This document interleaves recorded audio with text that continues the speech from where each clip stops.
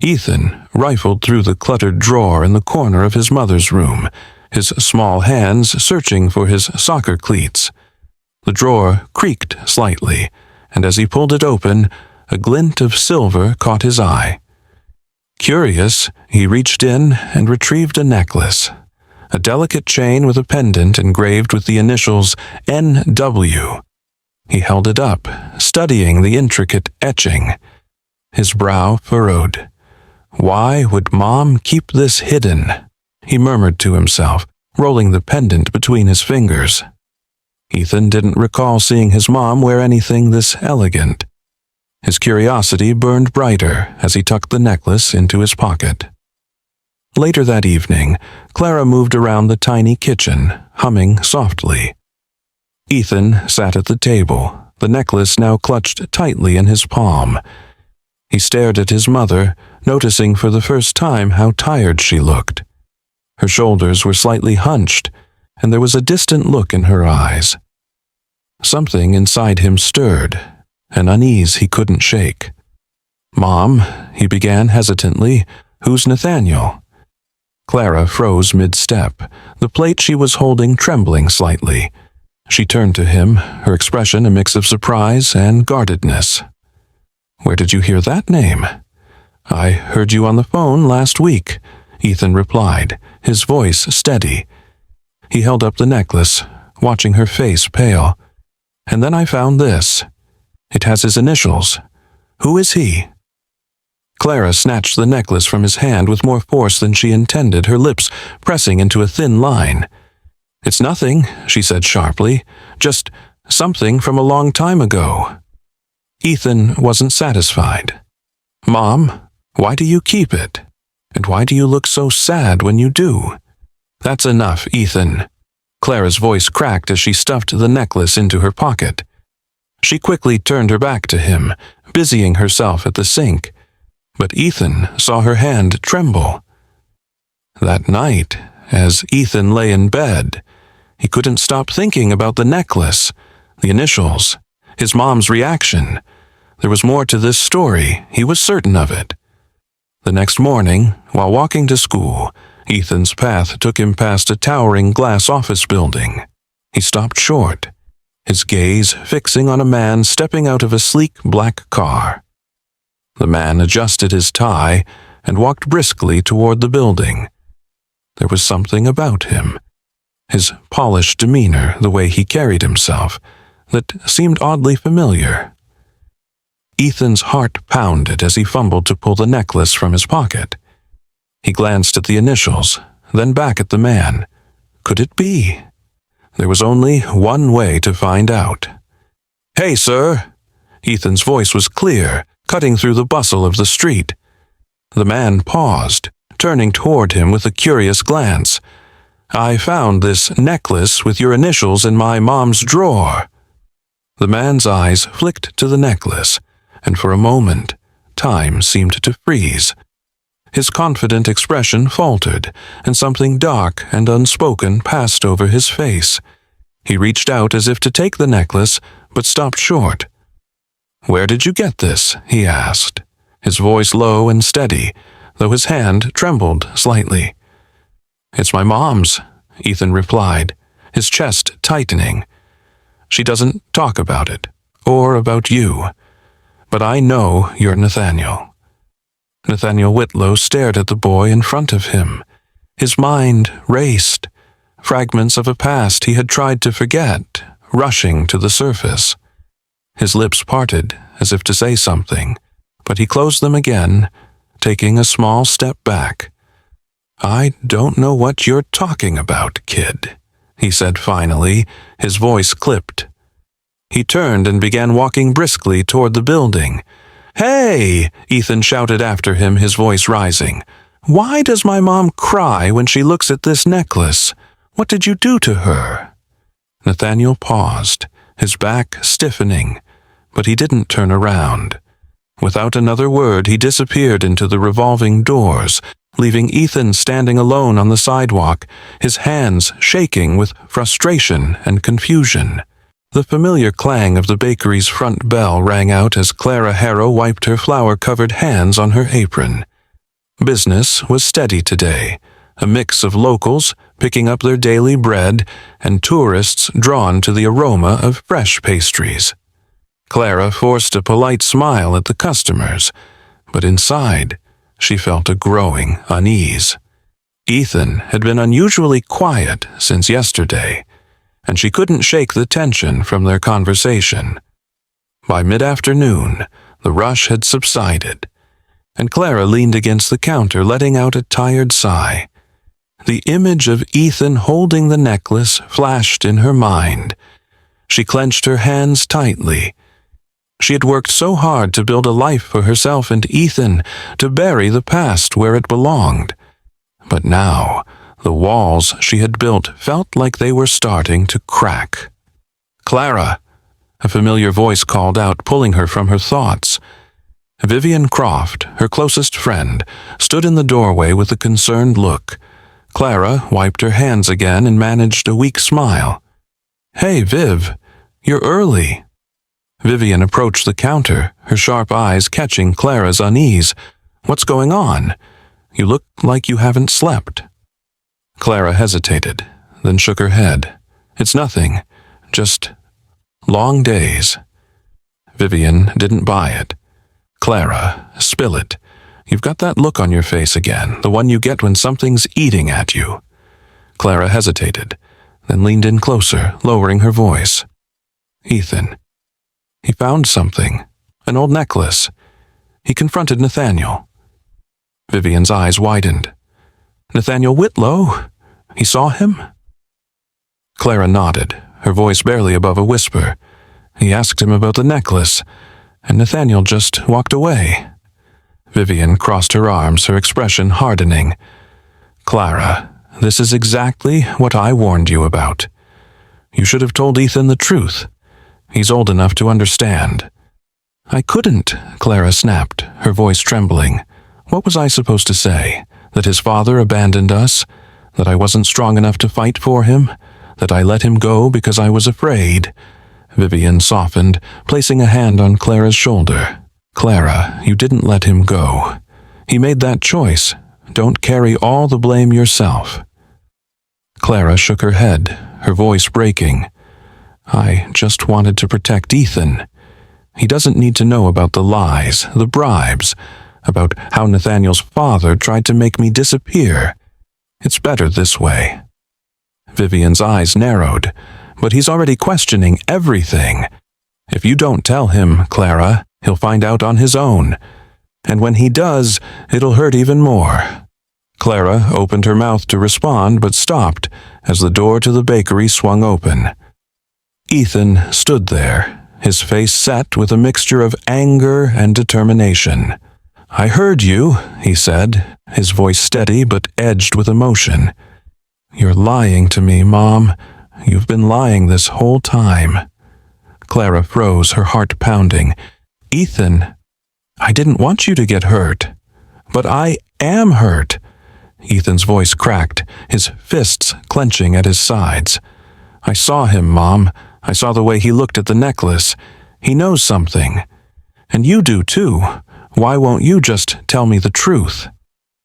Tears welled in Clara's eyes as she stepped toward him, but Ethan backed away. "Ethan, please, it's not that simple." "Why not?" he demanded. "Is it because you're scared, or because you don't trust me?" Vivian stepped forward, her voice calm but firm. "Ethan, your mom has been trying to protect you. But you're right. You deserve to know the truth." "Vivian?" Clara's voice cracked with a mix of desperation and frustration. "No, Clara," Vivian said firmly. "You can't keep running from this." Ethan's gaze darted between the two women, his frustration giving way to a look of quiet betrayal. "I thought we were a team, Mom. I thought you trusted me." Clara felt her resolve crumbling. She reached for Ethan, but he stepped back again. "Ethan, wait." "No," he said, shaking his head. "You had your chance. I'll find out on my own." Before Clara could stop him, Ethan turned and bolted out the door. the sound of the bell echoing in the silence that followed. Clara's knees buckled, and she leaned against the counter for support. Vivian moved to steady her, but Clara's tears had already begun to fall. Nathaniel Whitlow sat alone in his expansive living room, the soft hum of the city outside muffled by the thick glass windows. His hand trembled as he poured a generous measure of scotch into a crystal tumbler, the amber liquid catching the light. The necklace lay on the table before him, the engraved initials staring back like a long-forgotten echo. He hadn't thought about Clara in years, not because she wasn't worth remembering, but because he'd forced himself to lock those memories away. Yet now, her son's face was burned into his mind. The boy had her fire, her boldness, but there was something more. Ethan's words played on repeat in his head. Why does my mom cry when she looks at this necklace? Nate downed the scotch in one gulp, the burn doing little to dull the ache in his chest. He leaned back against the leather sofa, the coolness of the material pressing into his skin. Slowly, the dam he had built around his memories began to break. It was Charleston, 18 years ago. Clara had worn a sundress that day, her laughter floating through the warm summer air. She had twirled in the field behind her family's small home, the light catching in her hair, and Nate had been mesmerized. He had never known someone so full of life, so unapologetically herself. "I'm never leaving this place," Clara had said, her voice resolute. "This is home." "You might change your mind," Nate had teased, holding up the silver necklace he had spent weeks saving for. "But if you don't, this will always remind you of me." He had slipped the necklace around her neck, and she had smiled, her fingers brushing the pendant. "You promised to come back?" she'd asked, her voice soft but serious. "I promise," Nate had replied, the words carrying the weight of everything he believed he could keep. But he hadn't kept that promise. The memory of the day he left hit him like a punch to the gut. His father's face swam before his eyes, stern and unyielding. "You're going to ruin everything, Nathaniel. She's a distraction, a liability. You think love will save you from this mess? Grow up." When Nate had tried to fight, his father had delivered the final blow. A check, a threat. "She deserves better than a broke man who's running out of time. Let her go." Nate gritted his teeth, the glass in his hand trembling. He hadn't wanted to let Clara go, but he hadn't known how to stay either. He had walked away, convincing himself that it was for her good. But now, as the necklace lay before him, he realized that lie had never stopped haunting him. His gaze shifted to the table, where a folded piece of paper peeked out from beneath the necklace. It was yellowed at the edges, a relic of another time. With shaky hands, Nate picked it up and unfolded it. His father's handwriting glared back at him. "Nathaniel, Clara Harrow is not your future. She's a kind girl, but she doesn't belong in your world. I've handled it. You'll thank me later. Focus on rebuilding what I've left for you. This family's legacy depends on it. Your father." Nate's grip tightened, crumpling the paper slightly, handled it. The words left a sour taste in his mouth. He hadn't questioned the silence after he left Charleston. He had assumed Clara had moved on, found someone better. But now, the look in Ethan's eyes told a different story, a story of pain and abandonment that Nate couldn't ignore. The sound of his phone buzzing snapped him out of his thoughts. He glanced at the screen and saw Carter Ellington's name. He let it ring for a moment before answering, his voice sharp. "What is it?" "You've got a problem," Carter said, his tone cool but clipped. "A kid showed up today, mentioned your name and some necklace. Is there something I should know?" Nate's jaw clenched. "It's none of your concern." Carter chuckled darkly. "That's where you're wrong. Anything that risks this company is my concern. Keep your secrets, Nate, but clean up whatever mess this is. Quickly." The line went dead, and Nate set the phone down, his mind racing. Carter's interference was the last thing he needed, but it was clear that this wouldn't go away. He picked up the necklace, the silver cool against his palm. He had left Charleston believing he could escape his past. But now it was clear. The past had found him. And this time there was no walking away. The smell of cinnamon and freshly baked bread filled the small bakery, but Clara barely noticed. She stood behind the counter, her movements robotic as she packed a customer's order. Her thoughts were elsewhere, on Ethan's defiant expression, his words cutting deeper than she had expected. The bell above the door jingled, and Clara forced a smile. "Welcome. Oh, Vivian." Her relief was evident as her friend stepped inside, her sharp eyes scanning the bakery. Vivian crossed her arms as she approached, her no-nonsense demeanor a stark contrast to Clara's forced calm. "You're not fine," Vivian said before Clara could offer a word of greeting. "What's going on?" Clara sighed, wiping her hands on her apron. "I don't want to talk about it." "Too bad," Vivian replied, leaning against the counter. "I saw Ethan storm out of here yesterday. He looked like a tornado of emotions." "What happened?" Clara hesitated, but she knew there was no point in trying to hide it. Vivian had been her rock for years, the only person who knew fragments of the truth. Still, saying it aloud felt like tearing open an old wound. "He found it," Clara said softly, her voice barely above a whisper. "The necklace. And he confronted Nathaniel." Vivian's eyes widened. "Nathaniel? Here? What did he say?" "Nothing helpful," Clara replied bitterly. "He denied everything. But Ethan, he's not letting it go. He's asking questions I don't want to answer." Vivian frowned. "Clara, you knew this day would come. You can't keep hiding the truth from him. He deserves to know." Clara's voice sharpened, her composure cracking. "Know what, Viv? That his father walked away from us? That I wasn't strong enough to fight for him? That Nathaniel didn't care enough to stay?" Vivian reached out, her tone softening. "You didn't let him go. His father forced you to leave." "I chose to leave," Clara snapped, but her voice wavered. "I could have fought harder. I could have—" Her words broke off as tears pooled in her eyes. "I just wanted to protect Ethan. He doesn't need to carry this pain." Vivian shook her head. "You wanted to protect him, but keeping him in the dark won't protect him from the truth, Clara. He's already hurting."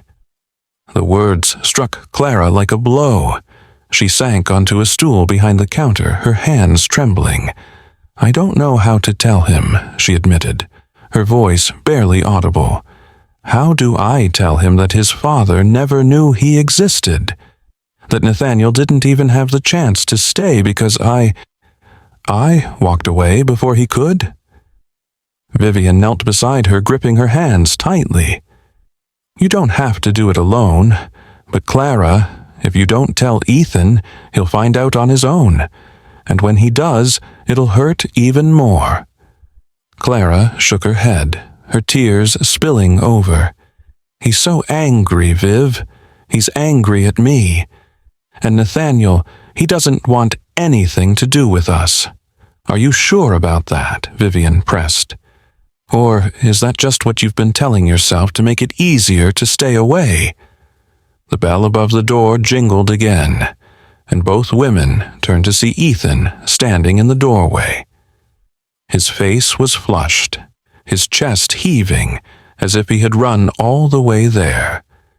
In his hand was the photograph Clara had hidden in her drawer, the one of her and Nathaniel, taken years ago in a moment of happiness that felt like a lifetime ago. "You lied to me," Ethan said, his voice trembling. "You said he didn't matter, that he left us. But you—" He held up the photograph, his hand shaking. "You look happy here. You loved him."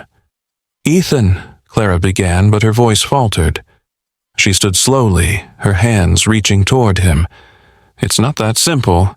It never is with you," Ethan interrupted, his voice rising. "You say you're protecting me, but all you do is hide things. I deserve to know the truth, Mom, about him, about everything." Vivian rose to her feet, her gaze flicking between mother and son. "Clara," she said softly, "now's the time." Clara's heart clenched. She felt the weight of years of secrets pressing down on her, the fragile wall she had built around her life now crumbling. Ethan's face was a storm of hurt and determination, and Clara knew there was no running from it anymore. She took a shaky breath and whispered, "I'll tell you everything."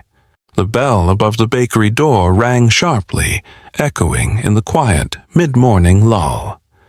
Clara looked up, expecting a regular customer, but her stomach dropped when she saw Nathaniel Whitlow standing there. He cut an imposing figure in his tailored suit, his expression unreadable, yet intense. "What are you doing here?" Clara's voice was steady, but her grip on the counter betrayed her nerves. Nate stepped forward, his polished shoes clicking against the worn tile floor. "We need to talk." "There's nothing to talk about," Clara said quickly, glancing toward the back where Ethan was sorting delivery boxes. "You should leave." But Nate didn't budge. He placed his hands on the counter, leaning in just enough to lower his voice. "I've stayed quiet for too long, Clara. I let you walk away once, but now there's a boy who showed up at my office, my boy, demanding answers." Clara's breath hitched. "You don't get to show up here and make demands, Nathaniel," she hissed, her voice trembling with a mix of anger and fear. "You lost that right a long time ago." "Did I?" Nate shot back, his voice low but cutting. "Because the way I see it, I never even had the chance to know him. You made that decision for me." Clara felt her resolve cracking, but she squared her shoulders. "I did what I had to. Your father. Don't you dare blame my father for this." Nate interrupted, his tone sharpening. "Yes, he meddled. But I would have fought for you, Clara. I would have stayed if you had told me." "Told you?" Clara's voice rose, her control slipping. "How was I supposed to tell you anything, Nathaniel, when you left without a word? I waited for weeks, and then I saw you with her, your fiancée." Nate flinched, the accusation landing like a blow. "She wasn't my fiancée. That was all for show, for my father's benefit. I didn't even—" He stopped himself, his jaw tightening. "I thought you moved on. When you didn't fight for us, I assumed—" "You assumed wrong," Clara snapped, her voice breaking. "I loved you, Nate. But I couldn't keep waiting for someone who wasn't coming back." The silence that followed was deafening. Nate looked at her, his defenses crumbling just enough for vulnerability to seep through. "And Ethan?" he asked, his voice soft now. "Is he—" Before Clara could answer, the door to the back room creaked open, and Ethan stepped out, his eyes darting between his mother and Nate. The tension in the room was palpable, and Ethan's confusion quickly gave way to anger. "Why are you here?" Ethan demanded, glaring at Nate. "What do you want from us?" Nate straightened, his gaze locking onto Ethan's. "I want to understand," he said carefully. "I want to know the truth." "You don't deserve it," Ethan shot back, his voice trembling with emotion. "You left us. You made her cry. You don't even care." "Ethan, stop," Clara said, stepping toward her son. "You don't understand." "No, Mom," Ethan interrupted, his voice cracking. "You're the one who doesn't understand. You've been lying to me this whole time. The words hung heavy in the air. Clara felt her knees go weak, but she held her ground, her eyes filling with tears. "I was trying to protect you." "Well, you didn't," Ethan said, his voice quieter now but no less piercing. "You just made everything worse." Nate opened his mouth to speak, but Ethan turned on his heel and bolted out the door, the bell clanging wildly as it swung shut behind him. Clara sagged against the counter, her tears finally spilling over. Nate hesitated for a moment, torn between following Ethan and staying with Clara. "I'm sorry," he said quietly, his voice thick with regret. But Clara couldn't meet his gaze. She simply shook her head, her shoulders trembling with silent sobs. Nate lingered for a moment longer, then turned and walked out, leaving Clara alone in the silence of the bakery. Ethan sat on the edge of his bed, his heart pounding against his ribs. The photograph of his mother and Nathaniel lay crumpled in his hand, the edges curling from the pressure of his grip. He stared at it, his thoughts racing. No one wanted to tell him the truth. Not his mom, not Nathaniel. But he wasn't a kid anymore. He would find the answers himself. Sliding the photograph into his jacket pocket, Ethan grabbed his backpack and slipped out of the apartment. The morning air was crisp, the sun casting long shadows across the quiet streets. His mind was made up. He was going to Nathaniel's office. If no one would explain why this man was so important to his mother and to him, then he'd find out the hard way. When he arrived at the imposing glass building, Ethan paused outside. The place was bustling with well-dressed professionals hurrying in and out, their polished shoes clacking against the marble floor. Ethan's sneakers felt out of place here, but he squared his shoulders and stepped inside. The receptionist barely glanced up as he walked past, too engrossed in her phone to notice the determined boy slipping into an elevator. He pressed the button for the top floor, his pulse quickening as the elevator hummed to life. When the doors opened, he found himself in a sleek hallway lined with frosted glass doors. Nathaniel's name gleamed on a plaque near the largest office. Ethan hesitated for a moment, then moved toward the door. But before he could knock, voices drifted through the crack, low and urgent. He pressed himself against the wall, his ears straining to catch the conversation. "You need to shut this down, Nate," a sharp voice said. Ethan recognized it immediately. It was the man who had walked into the bakery after him, Carter Ellington. "That kid showing up? It's a liability. You think the board won't notice?" "That's none of your concern," Nathaniel replied, his voice cold and clipped. "Leave him out of this." Carter laughed bitterly. "You really think you can protect him? Protect her? Do you even know what's at stake here? If the wrong people dig into this, if your name gets tied to Clara, everything you've built will come crashing down." Ethan's fists clenched at his sides. Who was this man to talk about his mom like that? And why did Nathaniel seem defensive? "That's enough, Carter," Nathaniel said, his tone lowering dangerously.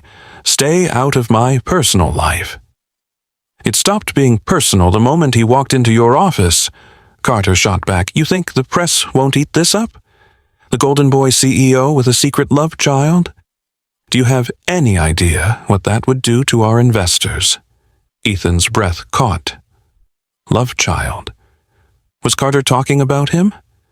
His heart pounded as he leaned closer, his mind spinning with questions.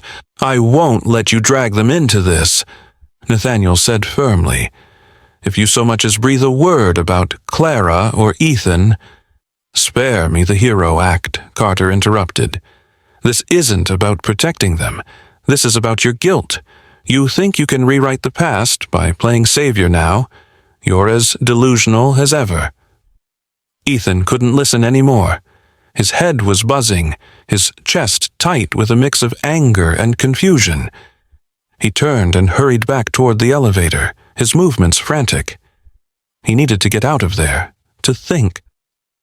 But as the elevator doors closed behind him, one thing was clear. Nathaniel wasn't the villain his mom had painted him to be. At least, not entirely. By the time Ethan made it back outside, the afternoon sun was high in the sky. He shoved his hands into his jacket pockets, feeling the crumpled edges of the photograph. His legs carried him toward the park nearby, where he collapsed onto a bench, staring at the image in his hand. Nathaniel's expression in the photo was so different from the man he had just heard.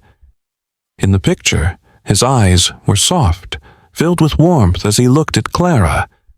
How had things gone so wrong between them? And why did it feel like Carter knew more about their past than anyone was willing to say? Ethan let out a shaky breath, his determination hardening. If Nathaniel and Carter wouldn't give him the truth, he'd find it another way. His mom deserved better than this mess, and so did he. Clara stood in front of the bakery's mirror, adjusting her apron. She caught her own reflection, pale, tired, and worn beyond her years. A dull ache pulsed in her chest, one she had become all too familiar with. She pressed a hand against her ribs, hoping the discomfort would pass, but it lingered, a quiet reminder of her body's betrayal. Vivian's voice startled her. "Clara, you're pushing yourself too hard again." Clara turned to see her friend leaning against the doorframe, arms crossed and concern etched into her face. "I'm fine," Clara replied, but the words sounded hollow even to her own ears. Vivian stepped closer, lowering her voice. "Don't lie to me. I saw you wince yesterday when you bent down to grab that tray. What's going on?" "It's nothing," Clara insisted, forcing a tight smile. "I've just been tired. Running this place, dealing with Ethan, it's been a lot." Vivian wasn't buying it. She placed a firm hand on Clara's shoulder. "When are you going to stop pretending you're invincible? You've been hiding something, haven't you?" Clara felt her defenses crack under Vivian's steady gaze. Her shoulders slumped, and she looked away.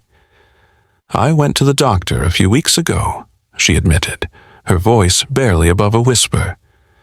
Vivian's eyes widened. "And?" "They ran some tests," Clara continued, her throat tightening. "The results weren't great. It's my heart, Viv.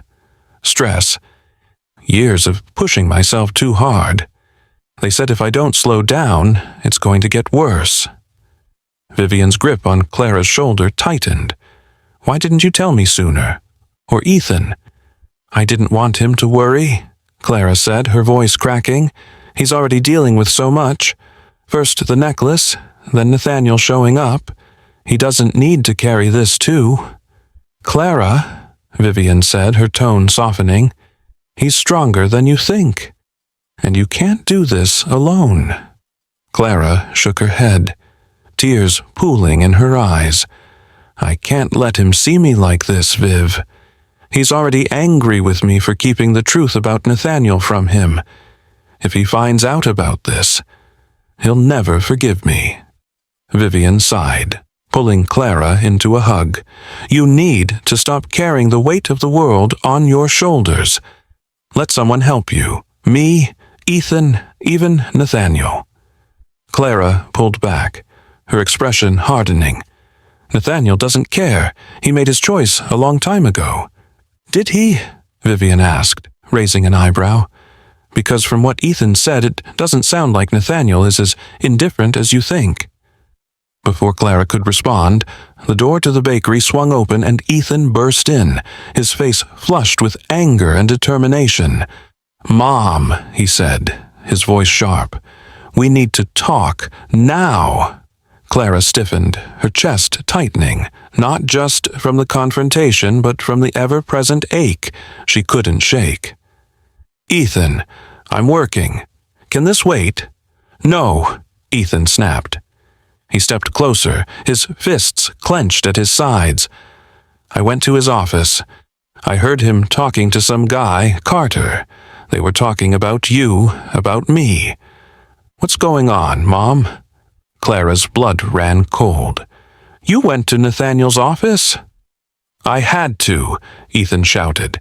You're not telling me anything. You're just hiding and hoping I won't notice. But I'm not a kid anymore, Mom. I deserve to know the truth. Vivian stepped forward, her voice calm but firm. Ethan, your mom's been under a lot of stress. Don't. Clara interrupted, holding up a hand. She turned to Ethan, her eyes brimming with tears. I'm sorry, she whispered. I'm sorry for keeping so much from you, but I was only trying to protect you. Ethan's anger wavered, replaced by confusion and worry. Protect me from what? Clara hesitated, her heart pounding against her ribs. She looked at Vivian, who gave her a small nod of encouragement. Taking a deep breath, Clara knelt in front of her son, her hands trembling as she reached for his. I'll tell you everything, she said softly, but you need to understand. I've made mistakes. And there are things I've hidden, not just about Nathaniel, but about me. Ethan's eyes narrowed. What do you mean? Clara opened her mouth to respond, but a sharp pain shot through her chest and she gasped, clutching at her ribs. Vivian was at her side in an instant, guiding her to a chair. Mom! Ethan cried, his panic evident. What's wrong? Clara forced a weak smile, her breath shallow. I'm fine, Ethan, just tired. But the look on Vivian's face said otherwise, and for the first time, Ethan saw the cracks in his mother's armor. The truth she had been hiding wasn't just about Nathaniel. It was about her own fragility, her own pain. Ethan ran as fast as his legs could carry him, the cold evening wind biting at his cheeks. His breath came in ragged gasps, but he didn't slow down. His mother's face, pale, strained, and full of pain, haunted him. Clara had tried to reassure him, but the way she clutched her chest and the way Vivian looked at her told a different story. She wasn't okay, and Ethan couldn't shake the sinking feeling that she hadn't been okay for a long time. The streets blurred as he pushed forward, his mind racing. He needed to clear his head, to process everything. His mom's secrets, Nathaniel's cryptic behavior, Carter's threats. It was too much. He didn't know where he was going, but he couldn't go home. Not yet. Rain began to drizzle, the pavement slick beneath his feet.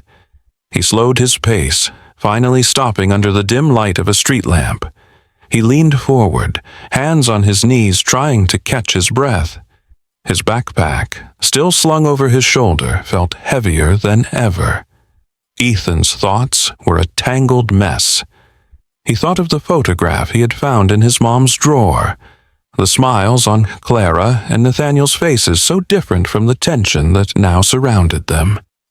He thought of Nathaniel's words at the bakery, how they seemed to carry regret.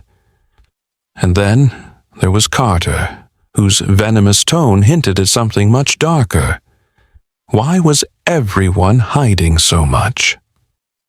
A car honked in the distance, pulling Ethan from his thoughts. He straightened, looking around. He was in a part of town he didn't recognize, the buildings older and the streets quieter. For the first time, he felt a flicker of fear. He had been so consumed by his emotions that he hadn't realized how far he'd gone. Pulling his phone from his pocket, Ethan checked the time. It was late, later than he'd thought. His stomach twisted as he saw several missed calls from his mom and a message from Vivian. Ethan, please come home. Your mom's worried sick. Ethan stared at the screen, guilt gnawing at him. He wanted to go back, but his legs felt rooted to the spot. What if his mom told him something he didn't want to hear? What if the truth about Nathaniel was worse than he imagined? Suddenly, headlights illuminated the street, a car approaching slowly. Ethan instinctively stepped back, pressing himself against the wall of a nearby building. The car stopped a few feet away, and a figure stepped out. "Ethan!" The voice was sharp but familiar. Nathaniel. Ethan's jaw tightened as Nathaniel approached, his face shadowed by the rain and the streetlight. "What are you doing here?" Ethan demanded, his voice thick with emotion. "I could ask you the same thing," Nathaniel replied, his tone measured. "Your mom's been calling everyone. She's worried." Ethan crossed his arms, his frustration boiling over. "Why do you care? You didn't care before." Nathaniel flinched, but he didn't retreat. "You're right," he said quietly. "I didn't care the way I should have, but that doesn't mean I don't care now." Ethan stared at him, the man's words disarming him slightly. "You don't even know us," he muttered. "You don't know anything about what we've been through." "Then tell me," Nathaniel said, stepping closer. "Help me understand." Ethan hesitated, the anger in his chest battling with the part of him that desperately wanted someone, anyone, to make sense of this mess. "My mom. She's sick," he admitted, his voice barely above a whisper. "She won't say it, but I know. And now I don't know what to do." Nathaniel's expression softened, a flicker of pain crossing his face. "Ethan, He stopped himself, his jaw tightening. "Let me help. Please." The sincerity in Nathaniel's voice caught Ethan off guard. He looked away, blinking back tears that threatened to fall. For a moment, he felt the weight of everything. His mom's struggles, his own fears, and the confusion about Nathaniel press it down on him all at once. The sound of his phone vibrating pulled him back to the present. He glanced at the screen. Vivian again. With a shaky breath, Ethan turned back to Nathaniel. "Fine," he said quietly, "but if you hurt her again—" "I won't," Nathaniel said firmly. "I promise." Nathaniel stood in the dimly lit conference room, his fists clenched at his sides. Across the table sat Carter Ellington, his once trusted business partner, now a man who seemed determined to unravel everything Nate had worked for.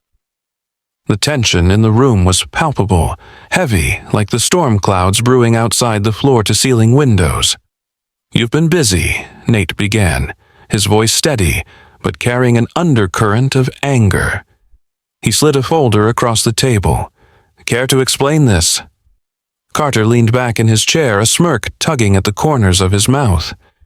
He didn't even glance at the folder. "You know, Nate, you should really stop pretending you have everything under control. It's starting to look desperate." "Don't dodge the question," Nate snapped, his tone sharpening. "This is evidence, Carter. Misappropriation of funds, shell accounts. You've been bleeding the company dry for years." Carter's smirk faded, his eyes narrowing. "Careful, Nate. Throwing around accusations like that can get messy." "Messier than what you've already done?"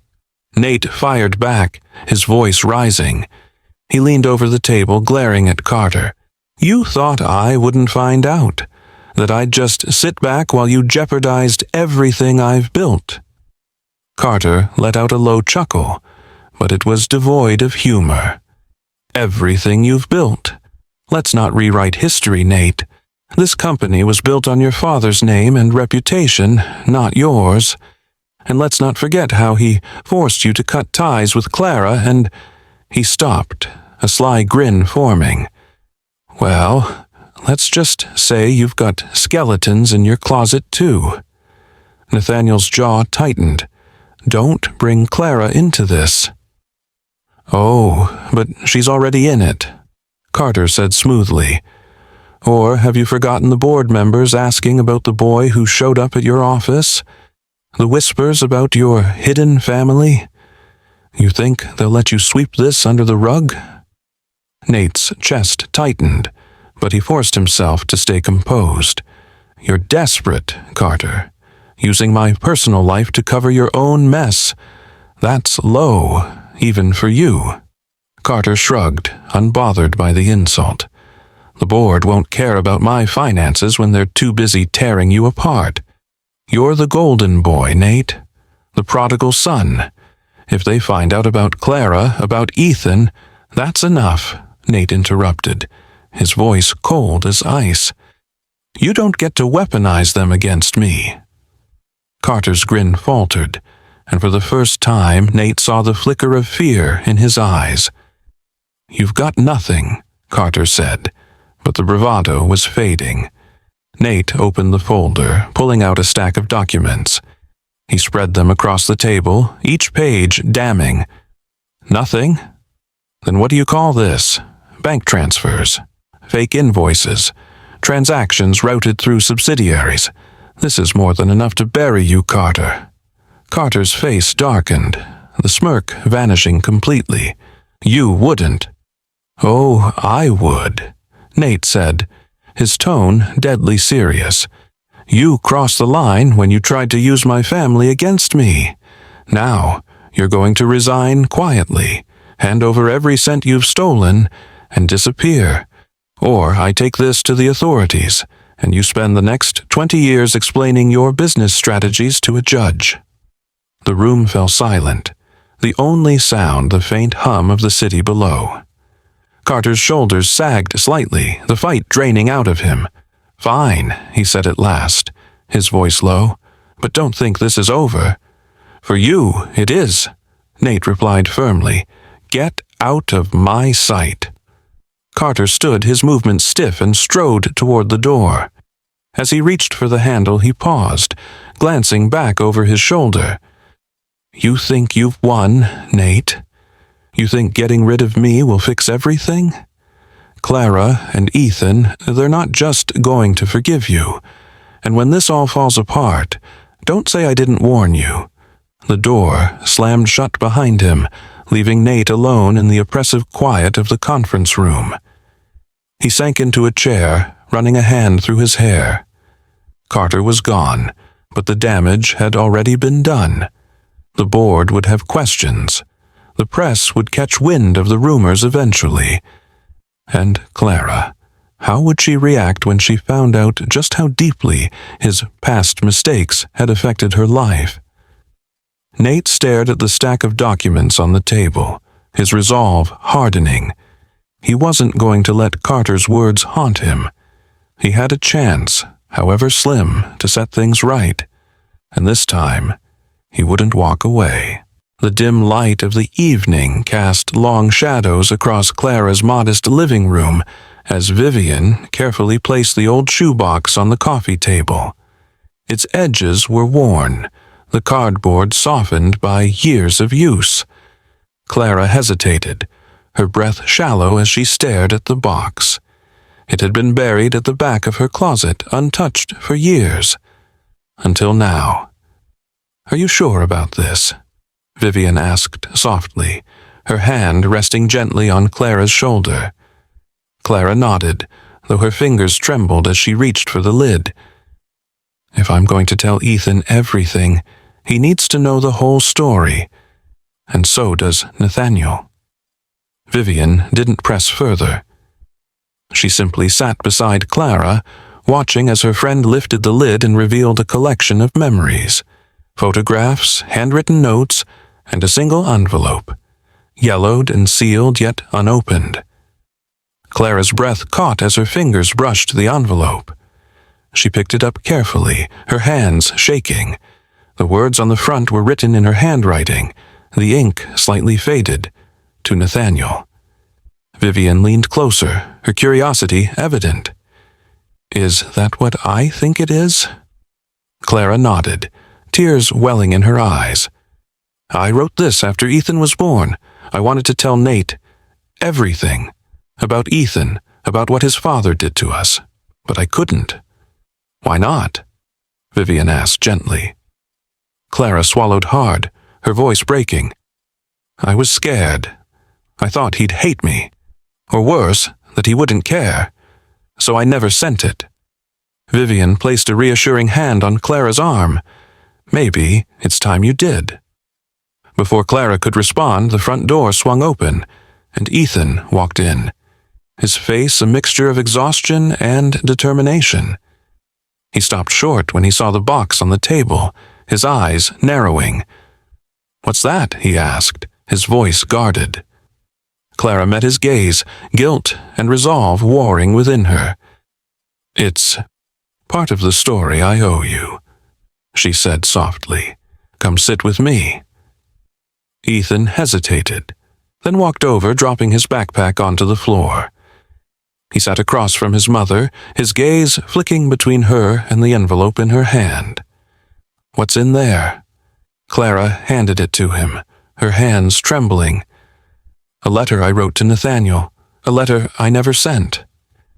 Ethan took the envelope, his brow furrowing as he studied it. "Why didn't you?" Clara let out a shaky breath. "Because I was afraid. Afraid of what he'd say, of what he'd think of me. I thought I was protecting you by keeping it all buried, but I see now I was just protecting myself." Ethan's fingers ran over the edges of the envelope, his jaw tightening. "Can I read it?" Clara nodded, her heart pounding as Ethan carefully opened the envelope and unfolded the letter inside. His eyes scanned the page, the words Clara had written all those years ago coming to life once more. "Nathaniel, by the time you read this, our son will already be here. Yes, Nate, our son. His name is Ethan, and he's perfect. He has your eyes, your stubbornness, your heart. I've struggled with whether to tell you. Part of me wants you to know him, to see the amazing person I know he'll grow up to be. But the other part of me is scared. Scared that you won't want him. Scared that you'll blame me for everything that happened. Scared that you'll see him as a mistake, when to me, he's the best thing that's ever happened. I wanted to fight for us, Nate. But your father made it clear that there was no place for me in your world.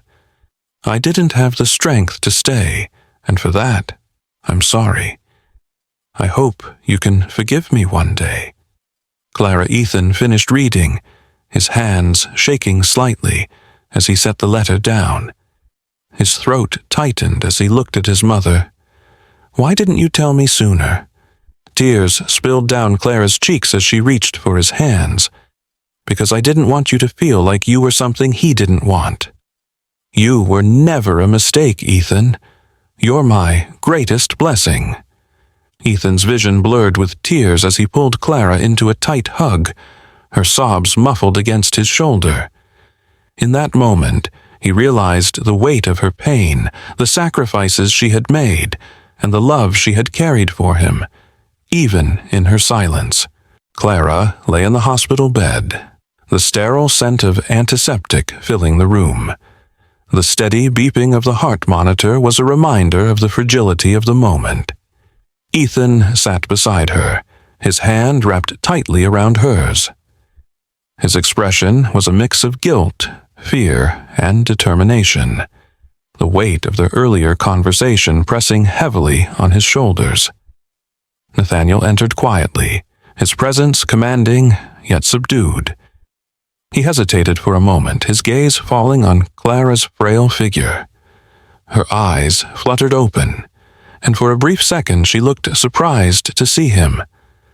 Then her expression softened, the layers of anger and bitterness giving way to something more vulnerable. "What are you doing here?" Clara's voice was barely above a whisper, but there was no malice in her tone. Nate stepped closer, his hands tucked into his pockets. "Ethan called me. He thought I should be here." Clara's eyes flicked to Ethan, who avoided her gaze. "You didn't have to," she murmured, though her grip on Ethan's hand tightened. "Yes, I did," Nate replied firmly, his voice steady. "I walked away once. I won't do it again." Clara closed her eyes, her breath shallow. You always say the right things, Nate. But words, they're not enough anymore. Nate pulled a chair to the other side of the bed and sat down, his elbows resting on his knees. I know I've made mistakes, he said quietly, but I'm not here to make promises I can't keep. I'm here because you and Ethan matter to me. Ethan looked up, his voice breaking the heavy silence. Mom, he's trying. I know you don't trust him, but I think he means it. Clara turned her head slightly, meeting Nate's gaze. You always meant it, Nate. You just never followed through. Nate swallowed hard, her words cutting deep. He leaned forward, his voice raw with emotion. I've spent years running from my mistakes, Clara. I thought I was protecting you by staying away, but all I did was hurt you more. I see that now, and I'm here to fix it, if you'll let me. Clara's lips quivered, and tears filled her eyes. I don't need you to fix anything, Nate. I need you to stay, to be the father Ethan deserves, the person you should have been years ago. I will, Nate said, his voice resolute. Not because I feel guilty, not because it's easy, but because I want to. I want to be here for both of you. The room fell silent, the weight of his words hanging in the air. For the first time in years, Clara saw a glimmer of the man she had once loved, the man who had promised her the world and who now seemed determined to finally deliver. Vivian entered the room then, her sharp gaze softening as she took in the scene. Doctor says you're stable for now, she said to Clara, but her eyes flicked to Nate. Seems like you've got more support than you expected. Clara managed a weak smile. I never expected any of this. Ethan stood abruptly, his voice cracking. Can we just be a family again? I'm tired of feeling like everything is broken. Clara reached for him, pulling him into a hug. Her tears wet his shoulder as she whispered, I'm so sorry, Ethan, for everything. Nate stood as well, placing a tentative hand on Ethan's back. We'll fix it, he said softly. Together. Clara looked up at Nate, her expression weary but hopeful. You say that now, but it's not going to be easy. I'm not looking for easy, Nate replied, his voice firm. I'm looking for a second chance. Clara stared at him for a long moment before finally nodding. Then don't waste it. The sun hung low in the sky, casting a golden glow over the bustling bakery, as Clara stood by the window, watching the steady stream of customers.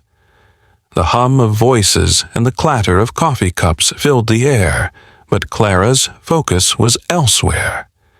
She held the silver necklace in her hand, its pendant gleaming softly in the light. The initials NW seemed to carry the weight of everything she had been through. Behind her, the doorbell jingled as Ethan walked in, his backpack slung over one shoulder. His face brightened when he saw his mother, and he approached with a shy smile. How are you feeling today? He asked. Clara reached out to ruffle his hair, her touch light and affectionate. Better, she said softly, especially now that you're here. Ethan pulled up a chair at the corner table, his eyes darting toward the counter where a freshly baked cake sat waiting to be displayed. Looks like business is good. Clara nodded, though her mind remained elsewhere. Ethan, she began, her voice hesitant. There's something I want you to have. She held out the necklace, her fingers trembling slightly. Ethan stared at it, recognition flickering in his eyes. Mom, it's yours now, Clara said, cutting him off gently. It's always been more than just a piece of jewelry.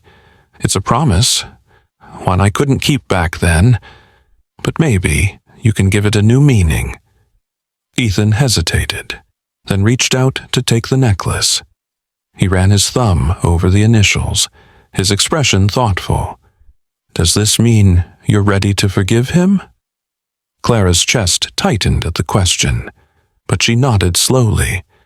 Forgiving doesn't mean forgetting, Ethan, but it does mean letting go of the anger and making room for something better. The doorbell jingled again, and this time it was Nathaniel who stepped inside. He paused at the entrance, his gaze meeting Clara's before shifting to Ethan. The room seemed to hush around them, the background noise fading into a dull hum. Nathaniel approached cautiously, his hands tucked into the pockets of his coat. "Clara, Ethan." His voice was steady but carried an edge of vulnerability. "I hope I'm not interrupting." Clara offered him a faint smile.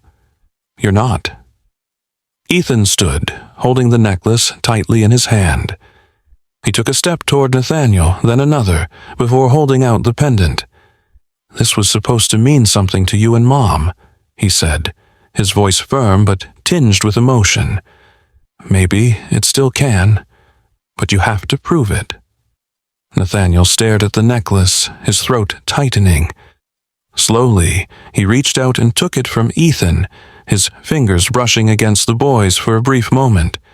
"Thank you," he said, his voice thick. "I'll do whatever it takes." The three of them stood there, the weight of unspoken words filling the space between them. For the first time, there was no animosity, no walls keeping them apart, just a tentative hope that maybe, just maybe, they could find a way forward together. As the sun dipped below the horizon, the bakery grew quieter, the last of the customers filing out. Clara, Nathaniel, and Ethan remained by the window, their silhouettes framed by the warm glow of the streetlights outside. The necklace, once a symbol of a broken promise, now rested in Nathaniel's hand, a promise renewed. The crisp morning air carried the sounds of cheering parents and the dull thud of soccer balls hitting the ground. Ethan stood on the field, his team's green jersey slightly too large on his lean frame. He adjusted the captain's band on his arm, his eyes scanning the crowd. It didn't take him long to find them. Clara sat on the bleachers, bundled in a light jacket, her cheeks flushed from the cool breeze. Beside her was Nathaniel, an unmistakable blend of pride and nerves etched into his features. He leaned slightly forward, his elbows on his knees, watching Ethan with unwavering attention. Vivian sat next to them, playfully nudging Nathaniel whenever he looked too tense. "Ethan!" a teammate called, snapping him back to the game. Ethan nodded, the corners of his mouth lifting in a small smile. He jogged toward the center, the ball rolling toward him. Clara's heart swelled as she watched her son. The energy of the game, the sounds of encouragement from the crowd. It all felt like a celebration of how far they'd come. She glanced at Nathaniel, who was now on his feet, his hands cupped around his mouth as he shouted, "You've got this, Ethan!" Ethan caught the ball with ease, dribbling it down the field with a confidence that made Clara's chest tighten. His movements were fluid, purposeful, and as he passed to a teammate, his gaze briefly flicked to the stands. His smile widened when he saw them cheering for him. The whistle blew moments later, signaling a goal for Ethan's team. The crowd erupted into applause, and Clara felt tears pricking the corners of her eyes. "That's my boy," she whispered, her voice filled with pride. Nathaniel sat back down, exhaling deeply. "He's good," he said, glancing at Clara. "Better than I ever was." Clara chuckled, dabbing her eyes with a tissue. "He's had to be strong. He's had to learn how to play with heart." Nathaniel nodded, his gaze softening. "That's all you know. You taught him that." Clara turned to him, her expression thoughtful. "It's not just me. He has your determination, Nate. And now, he has you." The final whistle blew, and the game ended with Ethan's team victorious. The boys cheered, jumping and piling on each other in celebration.